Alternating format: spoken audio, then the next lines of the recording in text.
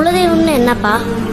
குலதெய்வம்னா நம்ம பாட்டை முப்பாட்டேன், அவங்களோட பாட்டை முப்பாட்டேன், எல்லாரும் தலைமுறையா வந்து இங்க சாமி கும்பிட்டு இருப்பாங்க. அவங்க எல்லாருடைய மூச்சு காத்தும் இந்த மண்ணிலைய இந்த சாமியை தான் சுத்தி சுத்தி வந்துகிட்டு இருக்கும். அந்த மூச்சு காத்தும் இந்த சாமியை சேர்ந்ததுதான் நம்ம குலதெய்வம்.